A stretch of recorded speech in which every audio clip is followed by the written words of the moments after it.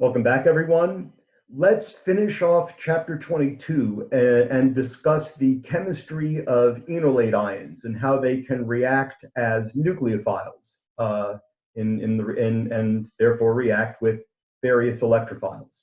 So last time we mentioned how if you have an enolizable ketone or aldehyde, you can treat it with a sufficiently strong base, such as the hydride ion or LDA or sodium amide or something like that, that's a strong enough base to pull that proton off. And generally, you do need something that strong if there's just a single carbonyl here. Things get a little more interesting when there's a 1,3-dicarbonyl compound, which we will get to shortly. In any case, after you pull off this proton with a sufficiently strong base, you get the enolate, as we discussed in the previous video. This can then be treated with some alkyl halide or tosylate, preferably primary, and you will wind up replacing that hydrogen with whatever that alkyl group is. And this, by the way, is nothing other than an SN2 reaction. So if you need to review SN2 reactions in chapter 11, if you've forgotten about them, please do go and review that. It'll make this much easier. It'll make this much easier on you. Generally, people do an aqueous workup, even though you certainly don't form any anions, anything like quantitatively, but it's best practice just to get rid of any excess base that might be present. In any case, you get this alkylated product of this type. So to show you an example, here we're going to treat cyclopentanone. I could have again picked any enolizable ketone or aldehyde. This particular one has 4 ionizable or 4 enolizable hydrogens. We can treat that with any sufficiently strong base. Here I'm using LDA, which is generally used in an ether solvent, either diethyl ether or THF. After treatment with base, we're going to use 1-iodobutane, but again, I could have picked any other primary alkyl halide or tosylate. The mechanism starts, as we would expect, with forming the enolate. The base, whatever it might be, oh, I don't want that arrow. That's not a curved arrow. That's a curved arrow. And so our LDA will pull off any one of those 4 equivalent enolizable protons. We then take the electrons in that carbon-hydrogen bond, move them in between carbon and oxygen to form a pi bond, and we break the carbon-oxygen pi bond because otherwise carbon will have 10 electrons around it. And lo and behold, we've generated our enolate ion. This then undergoes an SN2 reaction with that primary alkyl halide or tosylate. And again, a secondary halide or tosylate might work, probably somewhat lower yield. Tertiary halides, no way. You will not get a substitution reaction. And we break also the carbon-halogen bond, which is relatively weak, and we've now attached our alkyl group to our original aldehyde or ketone. There's nothing to show in terms of the water. OWL may or may not mention the water, I think sometimes, or aqueous acid. I think sometimes they do and sometimes they don't. There's nothing in particular to show. But again, in real life, it's best practice to add that just to neutralize any leftover base. Or if there's a little bit of base left over that starts to take off some of these other ionizable hydrogens, then the water or dilute aqueous acid will put the proton back on. But in any case, one can very easily get alkylated products like this. One could then, in principle, treat this compound with base again and pull off one of these protons and alkylate again. And there then becomes the issue of how do you know which proton gets pulled off in the case of an unsymmetrical species. Your book doesn't mention that, and it's the first textbook I've seen that doesn't. It's a huge omission, and I really feel very duty-bound to tell you guys about that. And that is to do with selection of base. Now, what if rather than just a simple unstabilized ketone or aldehyde, we were to start with a 1,3-dicarbonyl compound. Now we have some other options, and there's two types of compounds that are generally used. One is an ester of acetoacetic acid, so this is ethyl acetoacetate, and one can use ethyl acetoacetate to start with in order to make derivatives of acetone, which is otherwise pretty hard to make, pretty hard to derivatize those with alkyl groups. They're a good deal more difficult, or acetone rather is a good deal more difficult to deprotonate cleanly than compounds such as this one. One tends to get aldol reactions, which we'll talk about in chapter 23. So this is a convenient way to get reactions of that type to occur cleanly. And so the other thing is, since we have a 1,3-dicarbonyl compound, now these protons are between two carbonyls and are as such extra acidic. And so you don't even need to go as far as hydride or LDA or sodium hydride. Even an alkoxide ion will do the job. But you always want to look at what you're given. This is in general going to be either the ethyl ester or the methyl ester. Those are the two that are by far most common. And you want to match whatever the ester is with both the base and the solvent. So you'll notice this is an ethyl ester. I'm using sodium ethoxide and ethanol as the solvent. The reason is if we don't do that, if for instance we'd used sodium methoxide and methanol, then the methoxide ion can attack the ester carbonyl, and in fact will to some degree, in a mechanism that's like what we covered in chapter 21, and you'll wind up with a mixture of both ethyl and methyl esters. So you want to avoid that. As long as everything matches, then you're fine, because it's not still like the alkoxide ion doesn't attack the ester. It does. But if an ethoxide ion attacks here, and then the O- falls back down and kicks out ethoxide, you get the same thing back. So that will still happen, but there's no consequence in terms of structure. So that's why it's important to make sure all these groups match. So that way you'll know what to put here. You want to make sure that your ester matches the alkoxide and the alcohol solvent. That way you don't scramble the ester. The alkoxide ion can then easily pull off one of these protons that's between the two carbonyls, and you'll get the enolate. And by the way, there's two other resonance forms to that enolate. You could also show the minus charge on this oxygen, or you can show the minus charge in carbon. You get a resonance stabilized species.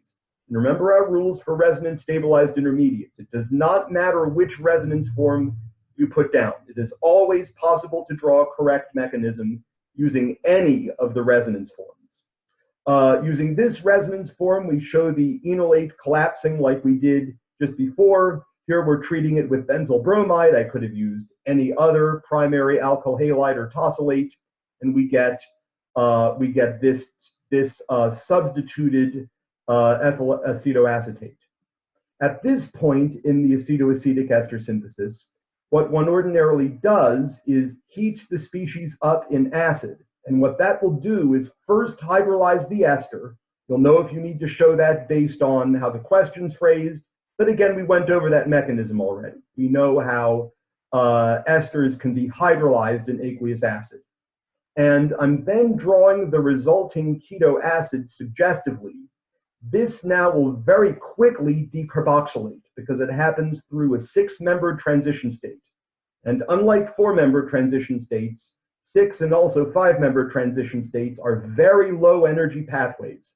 So this will very quickly lose carbon dioxide. I've here color-coded everything. And you will get now the enol of the resulting ketone, the resulting acetone derivative. And we know how to show enols tautomerizing in the presence of aqueous acid. First, we add the proton onto the carbon, and then we simply have the protonated ketone. We can use a water molecule, and by the way, all of this happens in the same reaction vessel. You hydrolyze the ester, and then all this happens as well, and you wind up getting your decarboxylated final product. So this is now a derivative of acetone. This would be very hard to make by treating acetone with a super strong base and then with benzyl bromide. I'd be afraid of getting a mixture of mono and polybenzylated species. This will work much more easily. and ensure that you get a clean reaction. A simple variant on that is known as the Malonic ester synthesis, and in this case, you will use dimethyl or diethyl malonate and go through the exact same idea. And in the end, you will get a derivative of acetic acid, which otherwise would be darn near impossible, not completely impossible, to make by straight enolate formation. So this compound here is dimethyl malonate. I could just as easily have used diethyl malonate. Now we want to use methoxide as our base and methanol as our solvent.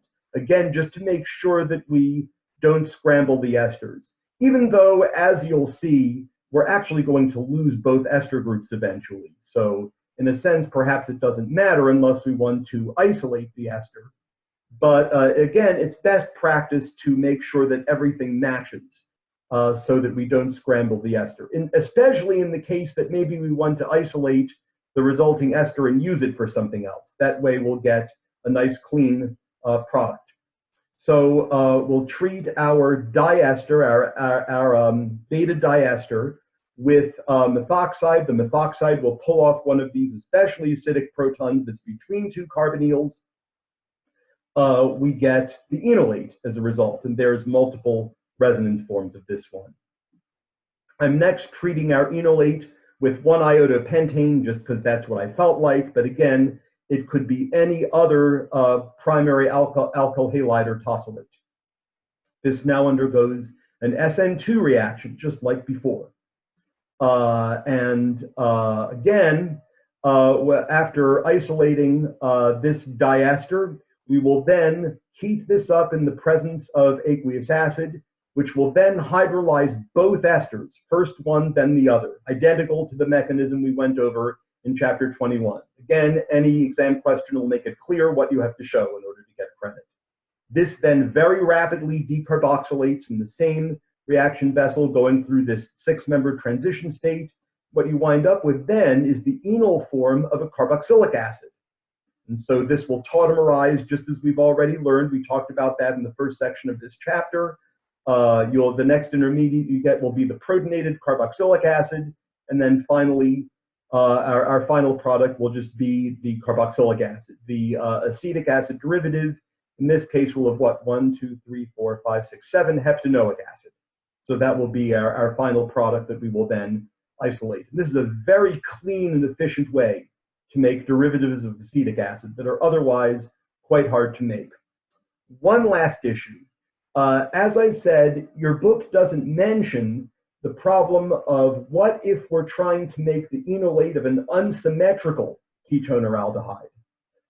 Then one could, in principle, get either of two different enolates. And the way you choose one or the other is by the base that you use.